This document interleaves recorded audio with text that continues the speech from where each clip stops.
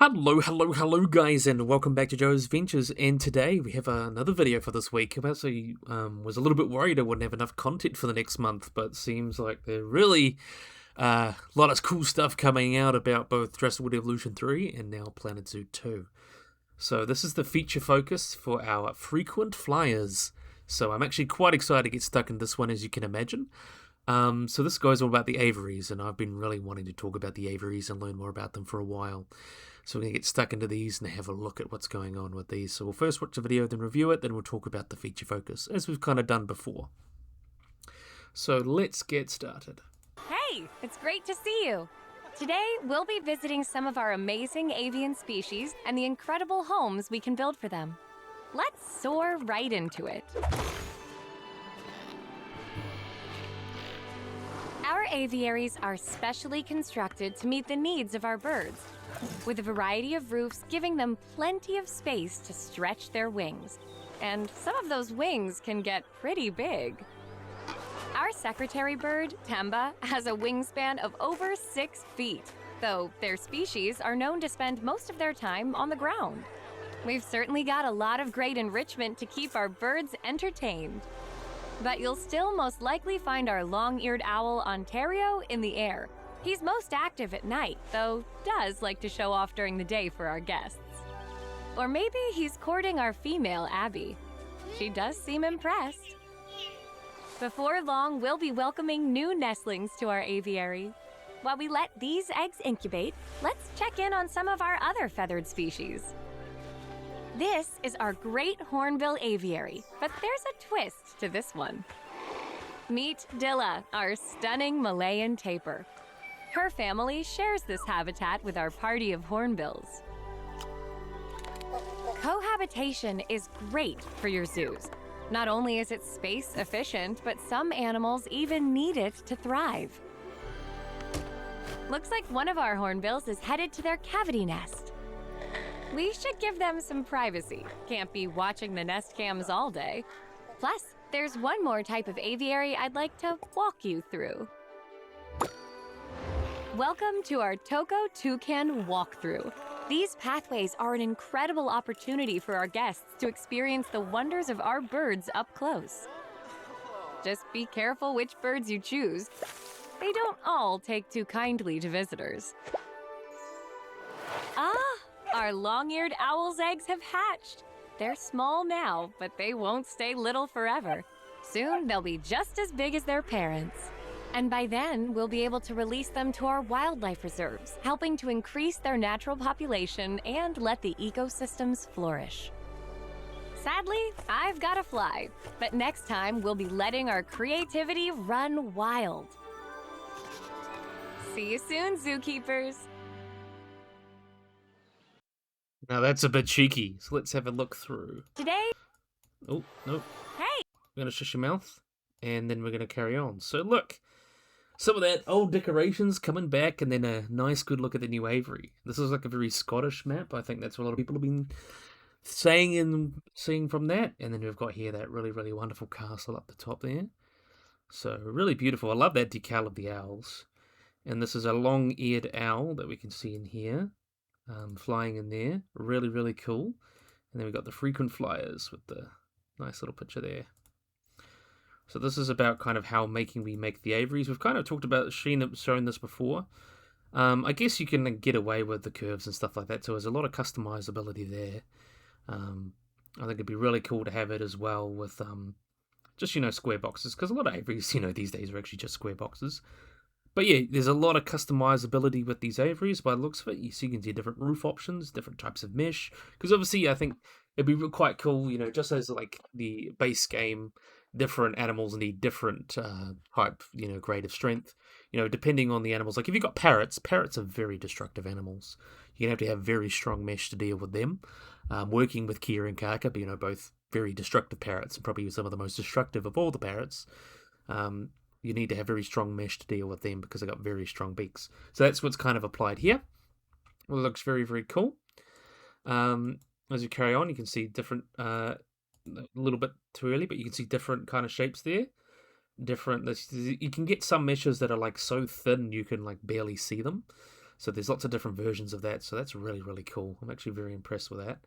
Um, this is based off a lot of those more modern aviaries, but I hope you get some, some of those basic aviaries. I suspect that's how they'd work. You could probably just pull this up to the same height as your, you know, and you can make smaller aviaries there. I guess, we're just going to have to wait and see. They just want to make all these big, impressive ones because, that's what people want to see. They're very, very cool. And if we go back, we'll go back and have a look. And yeah, it's got a lot of the same things going on with the roof or the aquariums. You got you got that one. That's probably the habitat gate, and that's the tunnel. So they'd probably let you put, as a walkthrough something through there. That's the roof type. So they tell you and they give you the curve, so you can make it just flat. So seems like that would work. You can see one of our birds here. This is an owl. This is the long-eared owl from Eurasia and parts of North America. And then we got here, this is the secondary bird enclosure. It looks really, really cool. I love kind of this smaller aviary and then walking around. Looks so cool. Definitely a big fan of that. Standing up, being all cool. We love the secondary bird. And then you've got it walking over to eat from this forage box, which makes sense for their species. Lots of little designs and stuff like that for them. And then we go back at night, and they talk about potentially these guys being nocturnal as well. So it'd be cool to have some animals that are more actively nocturnal as well. And we talked about like potentially nocturnal houses. I think that'd be a really cool feature. These would be the perfect animal for them since they are nocturnal. So here is our long-eared owl. Really, really beautiful model. I'm actually a big fan of that. And then how it moves here, I'm really a big fan. Look at just how that moves. That is just perfect. That is just textbook owl. They did a really good job of that. And it has a little swing to the gill. And you can see we've got nests. So a lot of people have been really asking for nests. And we've got them finally. So we're very, very happy with that. People really do love, wanting to see the eggs hatch and stuff like that. And, these eggs are really cool designs. And you'll be able to place them as I'll get into a little bit more information going forward. So you can see the nest there. Having a cute little look at them. And then you've got some eggs. Little eggs hanging out there. Now we'll go off to meet the hornbills. So these are the great hornbills. They're definitely great hornbills. Very awesome. Flying around in there.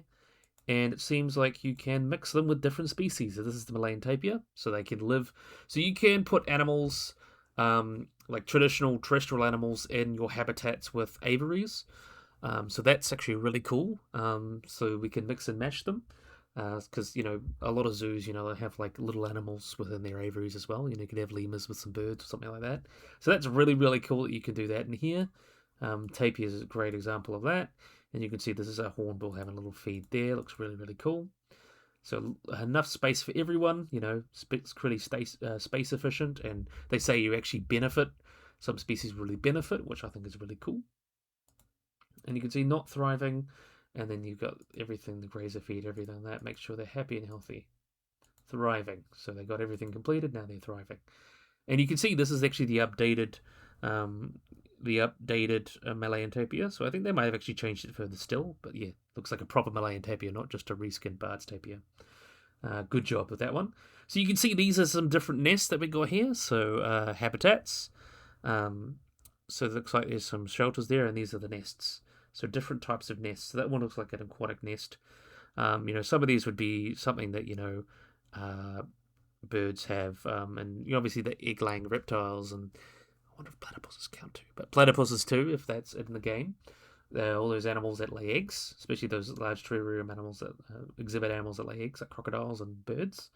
So this was a cavity nester, because if people don't know much about hornbills, especially great hornbills like these guys, they will basically lay their nest in the cavity of a tree and seal it up with poo and saliva and all that. And the female will stay in there while the male brings food to her, and then her and the chicks eventually. So this is a girl. You can tell it's a girl by the color of her her eyes. But she's going in there. She's got an egg in there, hopping in. Sitting in there. So normally in the wild that would be sealed off, and that's access in there. But really, it is a game, so I don't expect too much hyper accuracy with that. Just one, because what's interesting about not being able to see one of your birds for a while, especially if the incubation periods and everything have been said to actually be quite a bit longer. So I think that and then plus some zoos, they just let them do their thing. Some zoos are a bit more hands-on.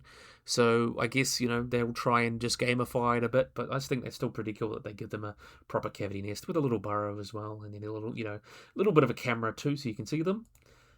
Really good example there. So you can see that's over that habitat there. So you can have a bit of both, best of both worlds. Very, very cool. Now we're heading off to Southeast Asia. This is a map with the South American Toko toucan. And you can see you can build, paths in here just like you would a normal habitat. So you can put different viewing points. So you can have this here and the birds fly around. So you can see it comes up really there. It looks really quite cool there. So you can see they can look over there. Little platform going on there. Let's see if we can find actually. So you can see they're all flying up around here too. So really, really great. I actually quite like this feature. I'm loving the aviaries more and more now. And then you can see these are the Zoopedia definitions and everything. The requirements for the toucan. So 2 adults, 2 juveniles. So that tells you the max per species. So 2p2, thriving relationships, and all the different things. So they said they're going to be adding waterlogged. So that'll be almost like the groundwater in Jurassic World Evolution 3. So that's kind of that version. So that'll come out quite well. Soil, sand, and all the different requirements. I imagine these things might change. So you need fresh water, of course, and temperatures 14 to 36, so they tropical animals. Different habitats they live in. Toko toucan, dispersal none, mating system monogamous, dominant social hierarchy through bill sparring, temperament shy, guests can walk through, yes, and it kind of gives you some information. Not too different from the one from the original game, just change UI pretty much, and some extra features. And guests can walk through, of course. But looking at these guys, I don't think people are going to be walking through those kind of aviaries. But look at this. We have got the little babies. And we love the little fledglings. I think that is so adorable. These birds are so cute. Oh my god. Little fluffy little owlets. They're so cute. So now they'll actually, properly be able to sit in a nest. So you get a more accurate kind of breeding from them, which is quite cool. A lot of people really asking for, animal nests and proper growth stages and stuff like that, which you'll be getting with these guys, of course. And what's extra cool is that because they're wild animals, you get that too, because you got the reserves. As you see here, they're flying over the reserves. And I know some people have been talking about variation within antlers and horns and things. I'm not sure, but there does seem to be a little bit of a difference. I kind of think there is. Like you can see, that kind of looks a little bit. That looks different from that one. It could be just the angle, but I think there's actually quite a bit of variety within the antlers of these deer. So hopefully they do a feature focus or something about that to kind of talk about it. But there's definitely some variation in the elephant tusks. We definitely know that's a thing. So very, very cool. You can see it's flying over the Scottish Reserve because they are quite rare in Europe, but they are known from Europe and the UK. Like Eurasia is kind of where they're from.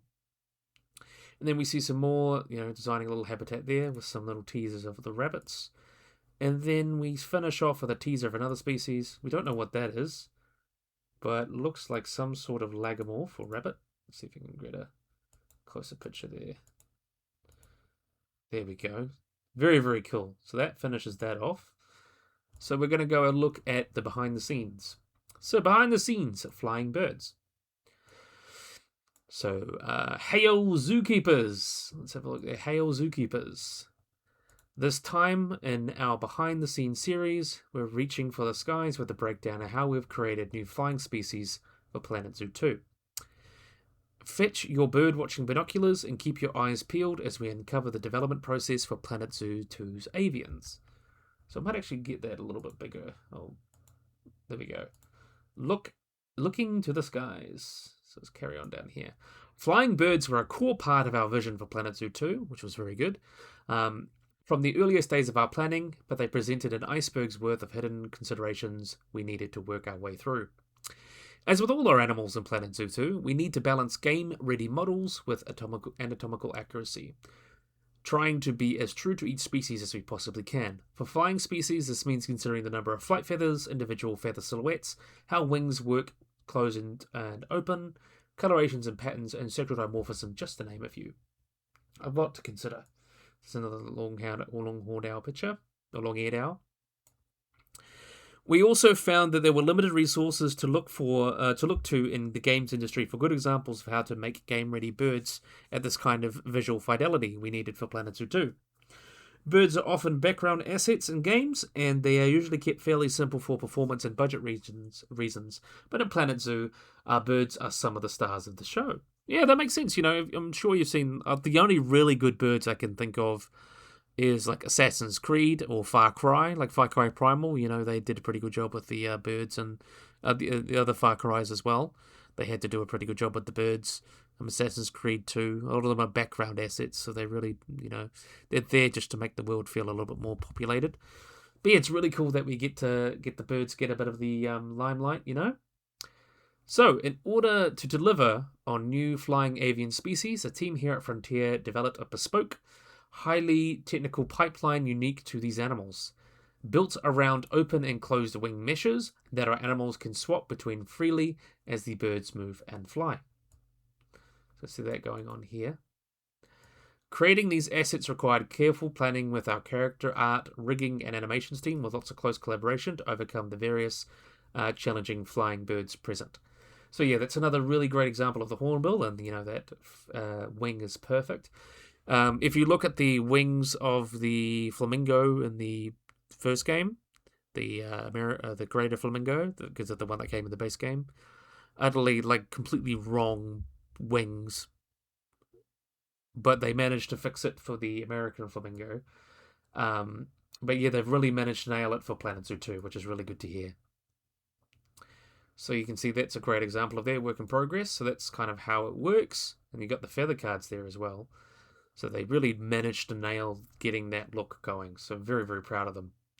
So our first technical challenge is building separate open and closed wings that align seamlessly with both the body and each other, much like interlocking puzzle pieces. This allows us to switch between the meshes being used by the bird model depending on if the wing is to be open or closed, with keeping the swapped as natural and hidden to the player as possible. So yeah, that's very interesting. To do this, we sculpt the bird with one open and one closed wing, to keep the body itself completely symmetrical. Once this model has been optimized for use in game, we then split the wings off from the body before mirroring them to create the right and left version of each. This process creates an in-game ready model with matching opening and closed wings that can be seamlessly swapped. So that's quite cool. So they're given the version of both. Very, very interesting how they managed to do that. So you can kind of see that there. So you can see one's open, one's closed, and then they just kind of mimic it and swap it around. Very interesting how they managed to do that. The feather themselves was actually another major undertaking for the team to tackle. So each bird in Planet Zoo combines a mix of bespoke feather cards, hand-painted textures, and our custom verse shader. Our talented character artists spend significant amount of time creating and placing these cards by hand, carefully layering them to create accurate wings, tails, and crests for our birds, sometimes with hundreds of feather cards on one bird. So you can imagine if they get to some of the really weird birds, like the birds of paradise, or lyrebirds and peacocks again. It's going to be very interesting to see how they do those sort of feathers. Very, very interesting. So you can see they did a pretty good job. I think they've actually done a pretty good job. They got the primaries and the coverts, and everything's mostly spot on. They did a great job with this. This is believed to be the white-headed eagle, or the white-tailed eagle. Very, very great. I think they did a great job with that. I know I'm just gushing about them a lot, but they did. This is the key to creating various layers that make up a bird wing in Planet Zoo 2. The mesh, the bulk of the wing, depicting the skeletal and muscular system, so that's the typical mesh. The flight feathers, so the feather cards slotted into the mesh one by one, stacked closely with each other and provided with individual movement through animation. So you can see these are kind of the the important ones. These are the flight feathers. And the tertiary feathers layered above and sometimes below the flight feathers. These feather cards create the transition between the previous layers. So you can kind of see that going on here. So these are the flight feathers going on here, and these would be the tertiary feathers, which kind of fits more about how they fit them in the game. Depending on the requirements of the specific species, an additional 2 layers can be applied here. The capelets, which are structures overlapping the upper body and wing to represent back feathers, typically with an open and closed version to go along with our wing swaps, and pockets, usually overlapping the crest and lower parts of the wing mesh that allowed the closed wing to slot into a pocket of feathers, replicating the real behavior of birds. So they actually really did a great job of nailing that. Texturing of our birds was also particularly demanding, requiring a lot of handcrafted details to capture the variety of feathers and patterns seen across our birds. And because each bird call is for such a specific approach, the character art team built a huge library of feather brushes and resources to use for them. While texturing our birds, we also had to pay particular attention to the continuity between wing swap textures and the transitions to the body, so the wing snaps system can seamlessly change between open and closed wings. So yeah, very impressive how they managed to do this, and you can see a lot of custom painting and stuff like that would have to go on to create their very distinct feathers. All in all, it took a lot of iteration, collaboration, and R&D to figure out a pipeline to create flying birds that worked for our character art, animation, and rigging teams. The end result, while some of our most complex assets to produce, are the stunning birds you see in Planet Zoo. So very impressed with how that's all come out. I'm genuinely super impressed how they've done this. Really, really amazing. We're finally getting great aquariums and great aviaries in Planet Zoo, or in any zoo game, so I'm very, very happy. Now we need those in Crystal Kingdom and Jurassic World Evolution 3. That's what we need. Of course. Yeah, very awesome. Let's carry on. Earning our training wings. Of course they had all the puns in there. So a key part of our new flying birds for Planet Zoo 2 is their ability to, well, fly. So flight is a particular complex form of navigation, so the team spent a lot of time and effort making flight appear as authentic with smooth flight patterns and animations that match real-world behaviors. For example, depending on the phase of flight, animals will have erect or exert direct levels of power to generate lift or ascend. To support this, we've developed dynamic systems that change the intensity of wing flapping when a bird is ascending sharply, softly, or maintaining their height. We also added a noise system to simulate the effects the air has on the bird's movement and feathers as it flies. So very, very cool there. Done a really great job. So so you can see there all this. You can see this is the console that they're probably using. A lot that they got to go through there, and you can see they actually really managed to nail the wing beats going on there and the kind of effect of the wind on the wings. To simulate the effect of air. They've done a really great job with that. And then you've got here, similar to our aquatic animals, preferences for particular positions in the water column, we have various parameters and preferences that we can tweak for our birds. So species can have a desired altitude at which they would like to fly, if possible, as well as how they behave at this altitude. For example, we can choose whether birds prefer to follow true altitude, or altitude above sea level, or absolute altitude, or above terrain, shaping how they react to the ground and they fly over, such as flying down through a valley or soaring over it. So these parameters enable the team to represent different flight patterns for larger and smaller birds, or those who are more maneuverable, or those who are perhaps a smidge less graceful. This means an eagle soaring over a canyon will express different flying behaviors than a great hornbill flying beneath the rainforest canopy. So that's quite cool there, and you can see more and more efforts that they're doing to make it pitch and yaw and all that. It looks very, very cool. And I think it's really cool as well that they're really making these birds feel distinct, because giving them flight, yes, there's flight, but, some birds fly very differently. An albatross flies very differently from a hummingbird, or a eagle flies very differently from a wren, for example. They're very, very different in a lot of regards. You can see how that looks. They've just nailed that. That came up perfectly. Very, very impressed. And I have a feeling that all this is going to be the climbing, so I have a feeling they're going to be showing us climbing next. When it came to our birds landing, though, we needed to make sure that our flying species could hit their target smoothly from any approach onto any surface, while also keeping in mind that many birds will land differently. Some preferring a long glide, and others a short and fast. So, something like an albatross would like to glide down. Others, just land real quick. To allow the animation team the freedom to reflect this, we dedicated a planning time to handle the distance and speed from each landing animation for each of our birds, resulting in seamless landing behavior, which is bespoke and authentic to each species. Seeing the first flight with our white-tailed sea eagle in the game was a spectacular moment for the team. While it couldn't land properly just yet, it would frequently fly into the ground and stay there. It was an inspiring push we needed in early development to continue to improve and refine our birds. So yeah, they did a really great job, and hopefully I can't wait to see it in game. So bird-brained. So building systems for our birds to fly was all well and good, but we had to consider how they land, perch on objects, and interact with the environment, and utilize the new animal brain framework. Our flying birds use the same brain and decision-making process as other animals of Planet Zoo, but their pool of behaviors and situations can differ somewhat than terrestrial animals. For example, birds that are primarily arboreal / live in trees will prefer to perch, which is a new type of behavior that enables animals to perch on trees and certain habitat objects. Depending on their preferences, birds will also exhibit specific behaviors like stretching or sunbathing on these perch points. Other birds will have more terrestrial preferences, may prefer to either walk or on the ground or in shallow water. So that'd be something like a secretary bird. But you can also see the hornbill, that's on a perch, eating from a perch. So depending on their species, birds will also evaluate the cost of flying differently and weigh this into how they behave. A wading bird and boreal bird that want to get to a feeding station on the other side of the habitat will go about it in different ways. So an arboreal bird will consider the flying path to that feed bowl more efficiently than walking there. But a wader will prefer walking there on land or in the water if possible. So something like a flamingo or secretary bird, they prefer to walk, but a lot of our other birds, they prefer to fly. So they really put in a lot of effort to make the system work. And I'm really excited to give it a test when it comes out.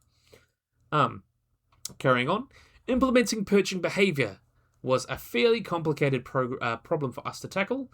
Just because an animal could perch on something doesn't mean it had a clear, unobstructed path to get there. We had some physics-enabled perches. We also had some physics-enabled perches that had another layer of complexity when animals are perching on them, so they need to react how the perch is moving and move with it. So we have a lot of fun mishaps alongside the way while implementing these systems, but they've all contributed to more varied and authentic behavior for our birds. So very, very cool. Very cool. So feathering your nest. In the original Planet Zoo, we simplified birth for our oviparous animals by omitting nest entirely and using the same live birth system as all the other animals. So, a lot of people were like, why do all our animals give live birth? Crocodiles don't, secretary birds don't, and all these birds don't. But for Planet Zoo 2, with our roster of new flying birds, returning flightless birds and reptilian egg layers, like ostriches, emus, crocodiles, maybe platypus, we had the perfect chance to excuse to tackle nesting behavior. So we're finally getting nesting. And plus they already did address it with Evolution 3, so this seems like they use it as well. You will now need to produce these provide these animals with appropriate nesting sites per breeding pair within a habitat so they can reproduce. Animals with a nesting requirement will not be able to conceive until a nest is present in the habitat and they have claimed it. So it has to be appropriate for the animals. So you're not going to be giving that kind of stick nest to a great hornbill. They need a cavity. So you're going to have to work with the animals, and they give you what they want, and if you want them to breed. After mating, the female will then lay eggs within a nesting site, which will be incubated by either male or female, or sometimes both, depending on the species. It's very variable. This will work slightly different for reptiles, who will leave their eggs to incubate on their own, although some mothers may guard their nest. So, reptiles, will sometimes they'll guard the nest. So if something like a crocodile, Mama Croc will guard the nest. And once they have incubated, it's time to welcome some new faces. And this is very, very cute, one of the baby secretary bird. So we wanted to name every single one of our birds and other animals internally, with the character artist leading on that animal choosing the name. This one is Mr. Pickles. It looks very, very cute. For reptiles and flightless birds, this will be recognizable form from the original Planet Zoo, with juveniles free to explore the world around them, so pretty much the same. But flying birds will instead be nest-bound upon hatching and remain in their nest under the care of their parents. But at fledging age, they grow up and trade their shaggy-looking feathers for adult plumage, but are still considered juveniles and don't count against the adult population limits until they become sexually mature. So that's a good way to work around it. So, and when they're in their nest and when they've just fledged, they don't count. When they start breeding, they count. Nesting is a core characteristic of avian animals and will be critical for our zookeepers to help these new flying species flourish. So very, very cool in that way. Also, a place to spread your wings. So now we're talking about the birds. Now we're talking about the aviaries. So our new flying animals also mean a completely new way for zookeepers to build habitats. Aviaries. So habitats can now be enclosed with roofs that are attached to barrier posts and occasionally roof pillars to create quick and custom escape-proof airspace for your birds, keeping both guests and the animals safe. So yeah, barrier posts, so you can turn them to posts. So I guess you can make a square one if you want. While we call these habitats aviaries, the roofs can actually be used in other habitats and are a perfect tool to create a more diverse builds for climbing animals or those with a bit more pep in their step. You know what that means. So animals that like to jump around, get down. All flying animals in Planet Zoo 2 have a flyable area space requirement, which you'll need to keep in mind when creating your aviaries. So much like how aquatic animals will have a preferred water depth, birds will need enough space to readily stretch their wings. That'd be a really cool thing. You can give some, with the bigger birds, bigger aviaries, especially something like a condor or vultures. They're quite big. They need quite a big area. I think that'd be quite cool to work in that. I think the California condor would be one of the perfect birds for the game. Really, really cool. Along with building an appropriate sized aviary, you'll be able to give your birds ample things to perch on, enrichment, toys, feeders, and nests for reproduction. So that's all they need. Birds' flights and their preference for many species to perch in trees means that guests will often have to look up and see these birds, see the animals they came to visit. To provide your guests with appropriate views, elevated walkways both inside and outside aviaries will be a common sight in Planet Zoo 2's zoos. So yeah, very cool. Lots of perching and all stuff up high. You want to increase that with good elevated walkways, and we know the pathing has improved quite a bit, so that'll be very, very helpful. And yeah, I think that's onwards and upwards now. So, onwards and upwards. Along with our aquatic species, flying birds were a huge leap forward for Planet Zoo 2, requiring new processes, new technologies, and plenty of brainstorms to reach the authentic depictions we strive for. It's been a pleasure for the team to see all this hard work pay off, and be an even bigger pleasure to see you start to introduce these new flying animals to your zoos in the wildlife reserves in October. So yeah, very, very cool. Excited for the aviaries. I'm very excited for both the aquarium and the aviaries because they're so different. No other zoo game has tackled them like this. So I'm very, very excited, and I hope that Jurassic World Evolution 3 and Planet Prehistoric Kingdom, of course, take that aboard and create some really nice aviaries at aquatics. Very, very interested to see how this comes along. Definitely like miles ahead of anything of Planet Zoo Tycoon 2. I'm just wondering what they're going to cover next. I have a feeling that the next one may be on the climbing, because we haven't talked much about the climbing. Feature focus, maybe the climbing. I think another one as well would really cool. Obviously, the wildlife reserves would be a good one. I really hope they talk about the exhibits. That's the only thing I'm not really sold on in the game at the moment, is that the exhibits have changed, because those really need an update. A lot of people didn't really like them. They need a big update to get people to use them more. I wonder if butterflies will be able to use the aviaries. I think that'd be quite cool too. But yeah, these exhibits, they need a big update. Staff vehicles, another thing I'm really curious about. And I'm sure there's some other minor features that they've mentioned before that they might go a bit more in detail to. But the biggest ones I want to know are exhibits, wildlife reserves. I want to know a little bit more about how they work. And I want to know some staff vehicles, because they have mentioned, in the trailer there is a train, so they are working on that sort of stuff. So, yeah, I really, really, really hope you guys have enjoyed this video. If you guys like and subscribe, always remember to hit the little bell icon to get notified about anything. So yeah, if you guys enjoyed this video, hope you guys like and subscribe, and bye-bye.